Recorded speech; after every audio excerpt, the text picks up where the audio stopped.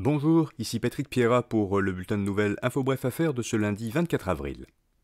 Navdeep Bains, qui était de 2015 à 2021 ministre de l'Innovation, des Sciences et de l'Industrie au sein du gouvernement Trudeau, devient chef de la direction des affaires de Rogers Communications.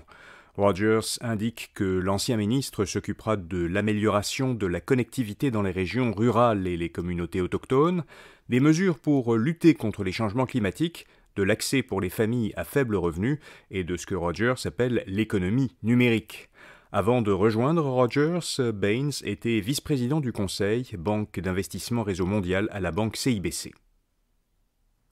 Une fois n'est pas coutume, parlons d'un fait divers qui fait réaliser que la finance n'est pas seulement virtuelle ou numérique. La police régionale de Peel, en Ontario, enquête actuellement sur la disparition la semaine dernière d'un conteneur dans lequel se trouvait l'équivalent de 20 millions de dollars en or et en billets de banque.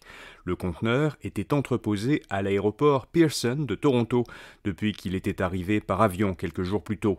Selon le Toronto Sun, le contenu qui a été volé appartiendrait à la banque TD, et il proviendrait d'une autre banque. Le conteneur aurait été livré à l'aéroport par un avion d'Air Canada et les malfaiteurs auraient pu être aidés par un employé d'une des entreprises impliquées dans la transaction, le transport ou l'entreposage.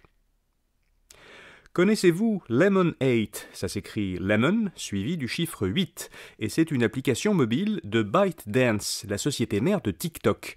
Le concept de l'application est inspiré à la fois de Pinterest, de TikTok et d'Instagram. Son interface mélange plusieurs formats de contenu, dont des photos comme Instagram et des vidéos comme TikTok.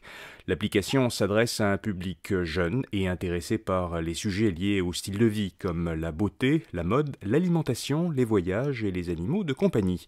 Lemon8 n'est pas encore disponible au Canada, mais elle a été lancée aux États-Unis en février et depuis, sa popularité connaît une croissance exponentielle. Elle a été téléchargée au moins 17 millions de fois dans le monde depuis son premier lancement au Japon en 2020. Une voiture électrique à 15 000 $. C'est ce que propose le constructeur automobile chinois BYD, BYD. BYD est souvent décrit comme le principal concurrent de Tesla. Il a récemment présenté au Salon de l'Auto de Shanghai une nouvelle petite voiture électrique qui sera bientôt vendue en Europe pour environ 15 000 $. La Seagull est dotée d'un système de batterie à lame qui, selon le constructeur, permet d'emmagasiner plus d'énergie. L'autonomie annoncée pour le véhicule varie de 300 à 400 km selon le modèle. Donc 15 000 $, pour comparaison, si on en croit le site du guide de l'auto, la voiture électrique la moins chère vendue au Canada, avant rabais et subventions gouvernementales, serait la Chevrolet Bolt EV, qui serait vendue environ 38 500 $, soit 2,5 fois plus cher que la nouvelle voiture de BYD. Et puis comme chaque lundi, InfoBref vous fait découvrir une jeune entreprise québécoise innovante. Aujourd'hui, Grey Solutions pour l'oncologie. Cette jeune pousse de Montréal a conçu un logiciel qui simplifie et automatise la gestion des patients atteints d'un cancer, la gestion des traitements des patients. Le fondateur de l'entreprise explique que les traitements pour le cancer exigent une panoplie de tests et de traitements différents qui impliquent souvent plusieurs médecins spécialistes. Alors coordonner le tout est un véritable casse-tête.